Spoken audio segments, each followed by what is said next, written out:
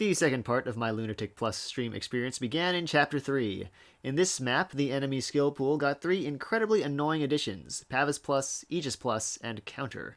The latter of these is particularly obnoxious because in Awakening, it reflects one range damage on both phases, creating the total BS interaction of killing yourself by counterattacking an enemy that initiates on you. After a few failed runs, I managed to employ a choke point strategy on the left side to deal with the bottom half enemies, getting some valuable chip XP for Muriel and Sumiya. Then I used a divide and conquer strategy for the top half, forcing the foes on the left side to chase Sully all around the long fort. With the Lesser Ferox eliminated, I proceeded to rain fire upon Raimi to finish the map, proving to her that we are indeed Elise's shepherds, because, I don't know, the giant Naga brand on Crom's shoulder wasn't enough. In Chapter 4, we were reunited with Marth, who serves as the enemy boss. The map is actually pretty tame, but since the game hasn't been giving me magic, and I didn't train my sword rank enough to use the renowned Levin sword, I needed to rely on 50%-ish Crom dual strikes for some of the kills.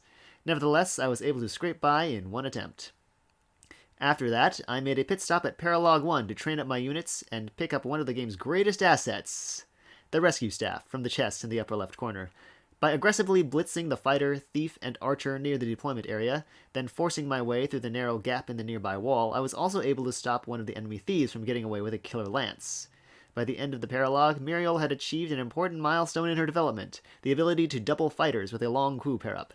At the end of the map, Crom recognized Donald's incredible accomplishment of repeatedly stabbing a pathless archer trapped against a wall, by allowing him into the army, where he can finally find his place in the world. A nice, cozy spot on the bench.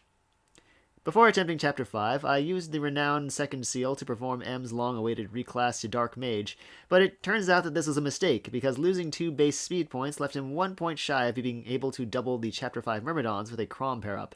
After bashing my head into the wall on a few attempts, I decided to give up and deal with the map in the next stream.